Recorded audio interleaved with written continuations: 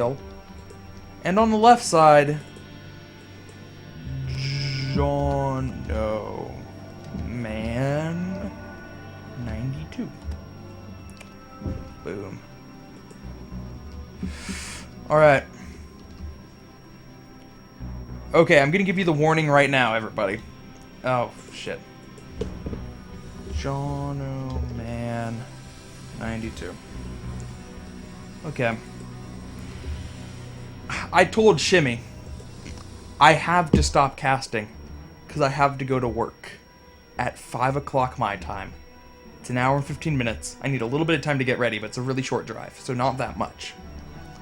But I told him, it's like, that's a hard cutoff. Like, if the game's, you need to set the start time for the cast early enough so that I don't run into that. And he's like, okay, man, I got you covered. And then he set the time, and I was like, is 7 hours going to be enough? It's a lot of games to be casted, and he's like, no problem, man. It'll totally be fine. So we got one best of 5 to cast in about an hour. It's possible. But if there's a long game in here, like, it ain't gonna finish.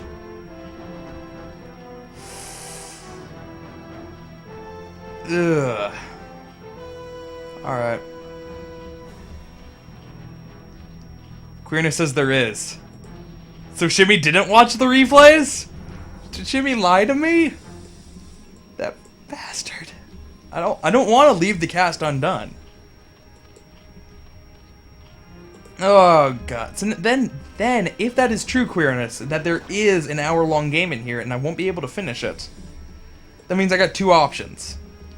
Either I like ×4 cast it in a bunch of spots just to try to speed through it. I like could even do the entire thing at ×4 cast. That'd be ridiculous. I don't even know if I could handle that. Like, my boss would hate me at work because I'd be like completely dead and be like, "Why are you dead?" It's like, I casted at ×4 speed," and they don't know what the hell that means. But it's not an excuse. I'm gonna get fired. But it's an option. Or we save part of the cast for later. But that's lame if we get through like 3 games of a best of 5 and it's 2-1. And then it's like, well, can't cast the final game. Or potentially 2 final games. Ugh, Shimmy, why you do this to me, bro? All you had to do was set the cast start time half an hour earlier. Elegant and Doty would have been able to stick around longer because they wouldn't have had to go nights. Because all those European people can't stay up late. They're incapable of it, apparently. Except for all the European people in the chat. Like, they're all fine. And some of the people in the chat are like from fucking Croatia. It's like 2 hours later than Europe, than England. 2 hours later than Europe.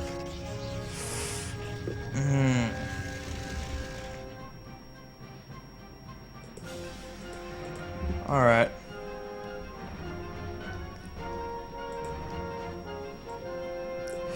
So, Quirinus, once again going for a large amount of lings here, seems to be the go-to for him, and it certainly worked out well for him in the past.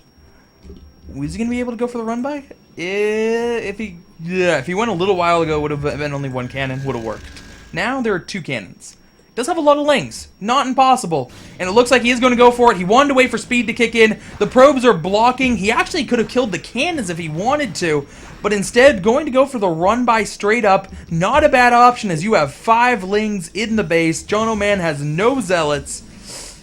And this is going to be brutal. Wait, is that 5 or that's 6 lings? Excuse me. 6 lings in the main. First zealot only half... Oh, no. The first zealot's done now. Okay. I was going to say, if the first zealot was only halfway done, ooh boy. But no. We do have 1 zealot out.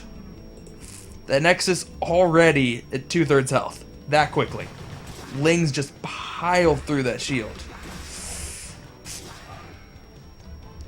Oh boy. Wow. Props to Jonoman. And for one of the most brutal shutdowns of a 6-ling run-by. Ugh. Damn. Alright, so Jonoman's completely fine. He has 2 zealots blocking this choke, or this gap, but there's also a gap between the pylon and the forge. Oh, there we go. Jonoman! What a fucking screen peeker. No screen peeker. Stream watcher? I don't know what you want to call it. He's totally cheating. Alright. So, Spire on the way.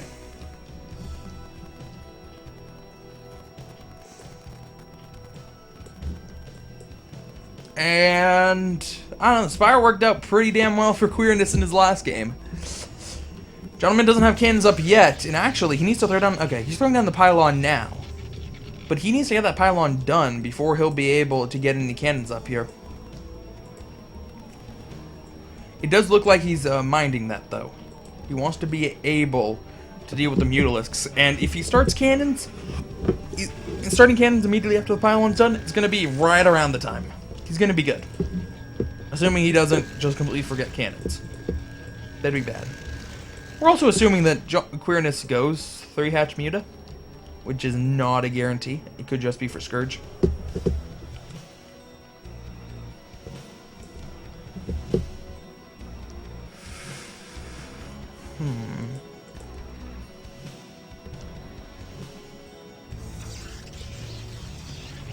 Alright, Templar Archives are on the way. Spire's done. It is going to be Mutalisks. I don't see any cannons. Like, cannons are too late. The cannons are now too late. Oh, Jonoman. Jonoman, what you doing? Gotta get them cannons up, bro. The flying shrimps are coming. Oh, the shrimps with the shrimps with bat wings and boar tusks. Coming to eat your face off. Oh, now he starts a cannon. A little too late. Just a little bit. He's gonna go after the Templar Archives, try to stop Storm. Not a bad option. I think you should... That might actually be the best thing to go for after all the probes transfer. Unless he wants to go for the natural, where there's only one cannon that's only halfway done, and cannons build so slowly! Oh, John, oh man. Man, oh man. He could do a lot of damage with the speed lock counterattack. Speed just kicking in now. Trying to pull drones, kind of.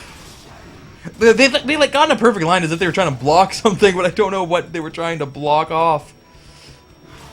So, is Quirinus pulling back with his Mutalisks? Don't do that. Wait, where'd all his Mutalisks go? Why are all of his Mutalisks dead? No, they're still here somewhere. Oh, they're all spread out. He did bring his Mutalisks back. No! Quirinus, you should have just killed him. He had nothing for defending his probes. You could have killed all of his probes, then it didn't matter that you're losing your Spire and whatnot. Because the Zealots were going to do damage anyway. That just was going to happen. But if you kept attacking with your Mutalisks, you could have killed his economy too. And now he has an Archon. Somewhere. There we go, there's the Archon. You just man up and give up your entire base. You had this base too! You had all of this. This very vibrant, oversaturated for a Zerg base. The Mutalisks are coming back. They can still do good damage. Assuming they can dodge the Archon. That's what they need to do. How many Mutalisks are we working with? We're working with 9. 9's a good number. And the cannon going to die. There we go. Cannon gonna die. Did lose a Mutalisk though, which was unnecessary because he couldn't kill the cannon. Oh, we're playing Ring Around the Rosie. And by Rosie, I mean Nexus. We are playing Ring Around the Nexus right now. And the Archon is losing, pretty much. It did get one shot off. Oh, getting the second shot off. Quirinus. No, Quirinus! Stop doing that! Trying to micro down the Archon, it's not working! It's not working! This is where you cut your losses and run! Because you can't do it! Can he? Can he figure out how to micro down the Archon? The Archon's coming back! No. Okay, good. Alright. That was close, but all the Mutalisks will live. All the Mutalisks will live for now. Until they come back. And now there are 2 Archons! Oh, man. The Archons! Can't breathe. Oh, come on! Quirinus! What are you doing? You insane bastard! Just, like, flee. Just flee with the Mutalisk. It's fine. You don't need to do this anymore. No. I mean, he is doing lots of good damage, and he's not losing the Mutalisk, and that's what matters, even though he's getting really close. Like, 2 more shots. I think they're all dead. Oh, God damn it, man. Okay. Like, as long as the Mutalisks aren't dying... Okay, so it was 3 shots, not 2 shots. As long as the Mutalisks aren't dying, he's holding the probes for mining here. So, Jonoman's doing slightly better than mining off of 1 base. Because oversaturation does help a little bit. Man. Quirinus, no fear with these goddamn Mutalisks. What a fucking boss! Oh, there we go! Finally, the shot he's looking for. Half the Mutalisks die immediately. Oh, and 1 more and the rest of them are gone. Or at least these 2 are. I don't know about those 2. Depends on which one he targets completely. There's still actually a lot of Archons now. Jonoman's gonna have a really scary attack where there's all of a sudden 4 Archons. And Quirinus is gonna go, oh shit, 4 Archons.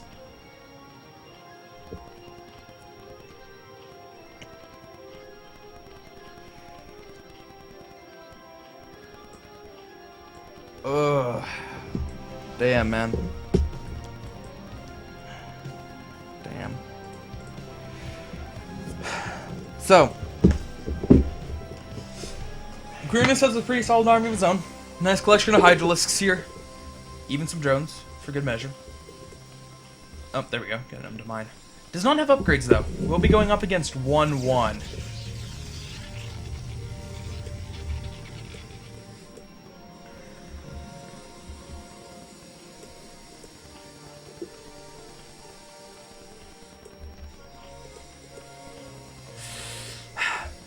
Alright. I really think this is a bad look for Quirinus right now. Just needs a couple of good storms. As long as there's a couple of good storms in here, like, Jonoman should win this easy peasy. But where'd the Templar go? What are you doing? Why are there no Templar in your army? Templar?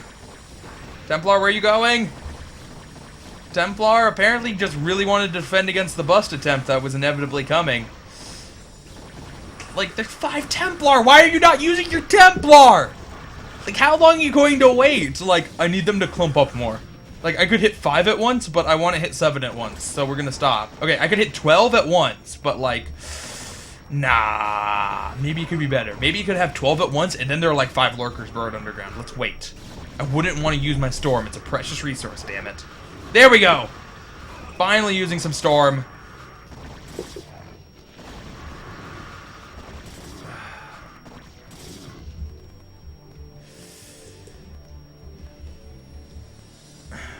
Alright. Alright. So, finally Quirinus is going to start doing the upgrades. Assume this is Evolution Chamber 2, once he has enough money for it. Probably.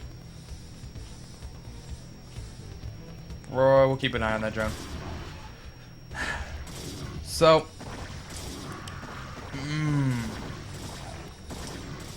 Alright. Now Jonoman's moving out. He doesn't have the Zealot numbers he had before. It doesn't even have the Archon numbers he had before. But because he has Templars, this army's actually a lot scarier. 5 Templars might be a bit excessive. Kind of, it's a little bit weird when you have as many Templars as every other unit combined, but... I wonder if Jonoman just, like, forgot about the Templars. It's true, man. It's taunting me.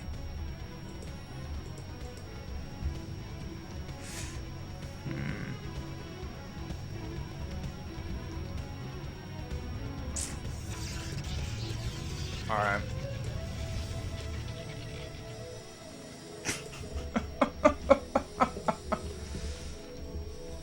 Oh, it was only funny. It only got funny when MCA talked. That's what made it funny right there. Alright, it looks like that was not for an evolution chamber. It was for rebuilding the spire. He did lose it oh so long ago.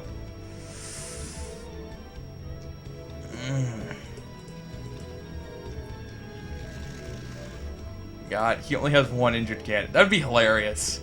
That'd be absolutely hilarious if Zerg just went Mutalisk transition again. Like, for the second time. Who's ever heard of the double Mutalisk switch?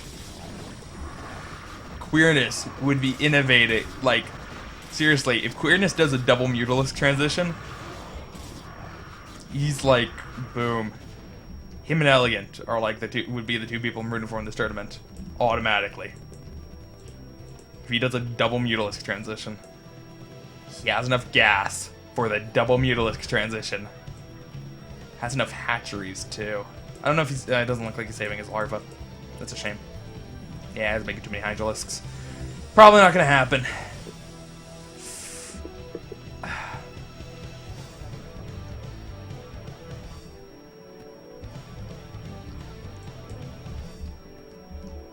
Oh, right. Noise is still in this tournament. Yeah, I gotta root for Noise, because he sponsored it. Like, shoutouts to Noise. Sorry, man. I kind of been only focusing on the top half of the bracket right now. My bad. Okay. So, Quirinus is going to try to attack again. Oh, sniping 2 High Templar. Normally very good. In this case, pretty good, because Jonoman has so many goddamn Templar that losing 2 of them is not actually the end of the world. It's just kind of really bad. More Templar. Storm. There we go. God. For how many Templar Jonoman has, it's just like he's reluctant to storm.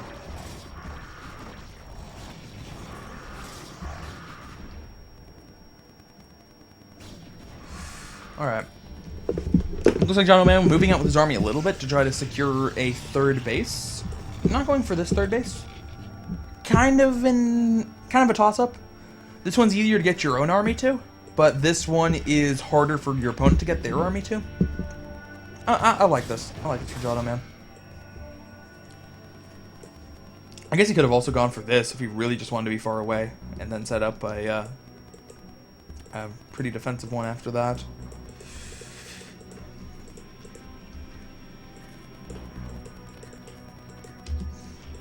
Alright.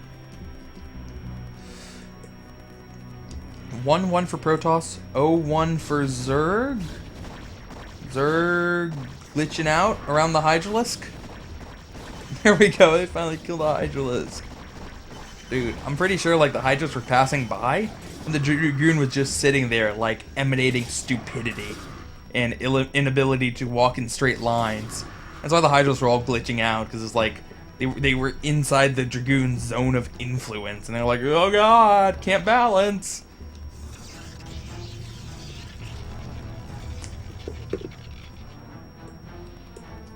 That's exactly what happened.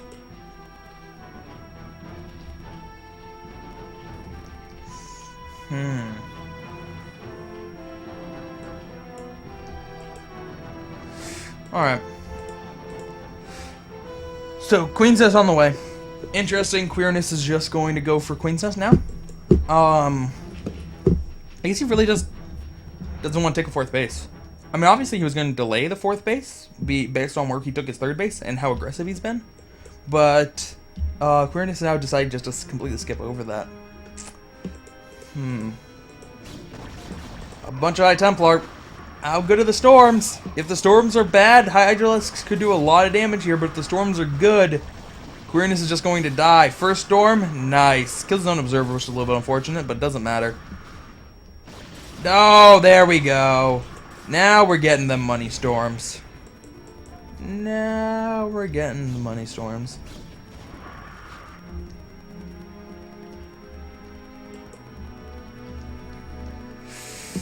Alright.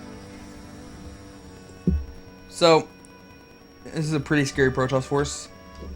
It's probably going to be difficult to break through here. But if the Protoss wanted to, they could come up in this direction. It'd be a lot simpler. Especially if the Lurkers all unburrow and then go over here. Or unhatch. Unhatch? They will hatch and then go over here. Unhatch. Don't know how that'd work. Just kind of like take all the pieces of the egg and then like reassemble it around yourself.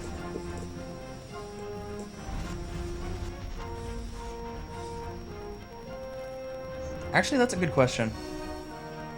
Are Zerg eggs squishy or hard? Like, are they like chicken eggs? And it's like, if you press them hard enough, they'll just crack? Or are they kind of like the way you think of alien blobs with like a little thing moving around in them? And they're all squishy. Because they look squishy, but they have 10 armor. Yeah, they're pulsating. There's no way they could be hard. Yeah, that's not hard. Alright.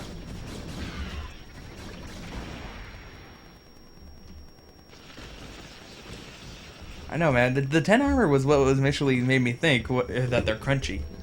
But that picture seems to disagree with the crunchiness. Oh, now he's a lurker.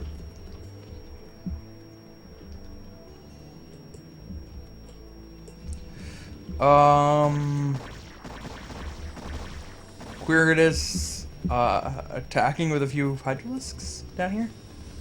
And he's gonna step onto the high ground and then be really sad. Alright.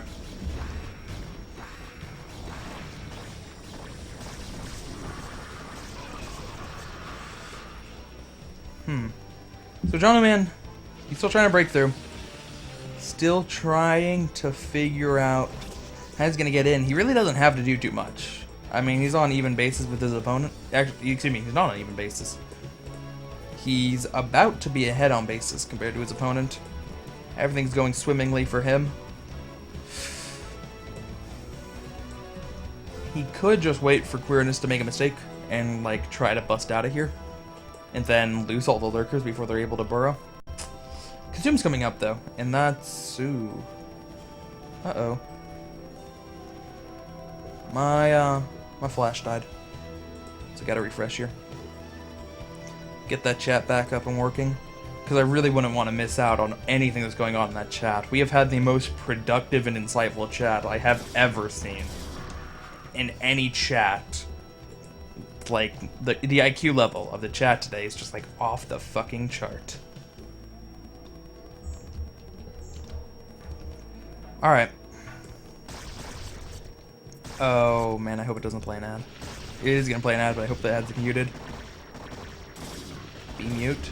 Alright. Alright, it's mute. Cool. So.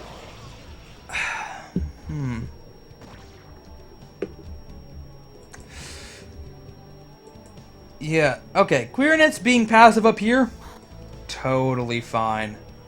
Quirinus being passive here though, it's like really? There's like 4 lurkers? You don't think you can attack that?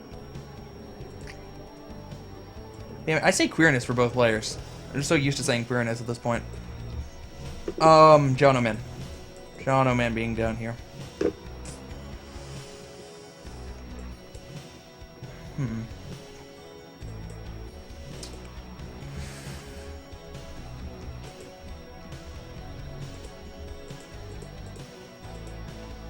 Alright.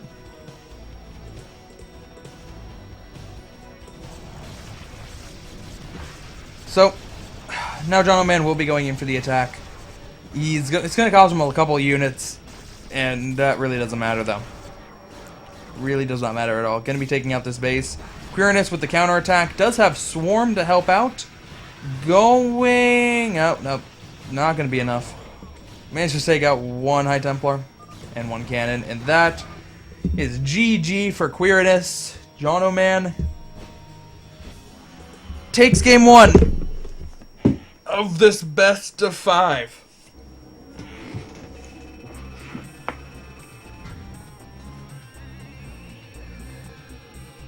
Okay.